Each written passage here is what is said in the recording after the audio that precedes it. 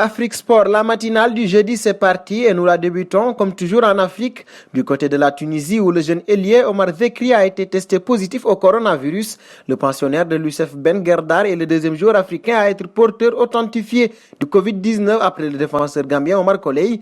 Le jeune Tunisien a révélé que c'est son grand-père qui l'a contaminé. Suite à la contamination de mon grand-père, les autorités sanitaires ont fait des tests de dépistage au Covid-19 à son entourage.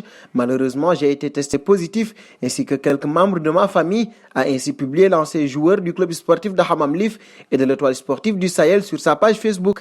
Second point Afrique de cette matinale est toujours une mauvaise nouvelle autour du coronavirus. Samuel Wembe, illustre président du Racing Club de Bafoussam et administrateur de la Fédération camerounaise de football, s'est éteint à l'âge de 73 ans à Douala. L'enfant de Foussep était touché par le coronavirus depuis quelques jours. Ce fait dramatique n'est pas sans nous rappeler le décès tragique du brave dirigeant sénégalais Pape Diouf le 31 mars dernier. Le football africain pleure ainsi une nouvelle fois l'une de ses personnalités les plus emblématiques à cause de la pandémie du Covid-19.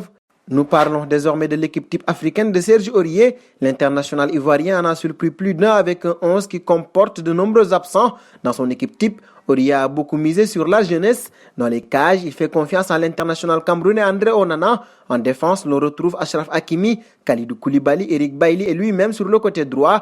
Dans l'entrejeu, il jette son dévolu sur Geoffrey Kondogbia et Franck Kessié. Ces derniers vont jouer le rôle de récupérateur. En meneur de jeu, il choisit son compatriote Nicolas Pepe. Et en attaque, les tridents de feu, Mohamed Salah, Aubameyang et Sadio Mané. Sachant bien que Mahrez, Gueye et Benafia auraient pu prétendre à une place dans cette équipe type, Serge Aurier a fait savoir que son choix est purement subjectif.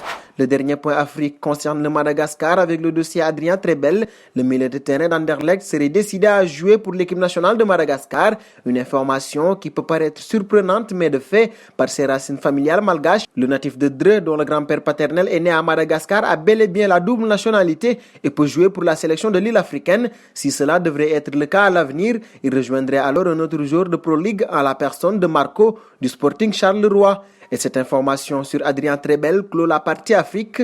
Nous voici donc arrivés à la seconde partie de notre matinale avec les actus hors Afrique et nous débutons en Angleterre avec Arsenal. Suite à la crise sanitaire qui affecte le monde entier, notamment celui du football, les dirigeants des Gunners ont accepté une baisse de leur salaire d'environ 30% selon le communiqué du club londonien. L'impact financier potentiel est important. Nous devons donc être responsables et agir maintenant pour protéger au mieux Arsenal de ce qui pourrait arriver dans les mois à venir. Ce qui est clair, c'est que c'est l'une des périodes les plus difficiles de notre histoire de près de 134 ans, a indiqué le club dans un communiqué, avant de préciser: notre équipe de direction s'est portée volontaire pour renoncer à plus d'un tiers de ses revenus au cours des 12 prochains mois. De cette situation compliquée à Arsenal, passons aux bonnes nouvelles annoncées par la Juve.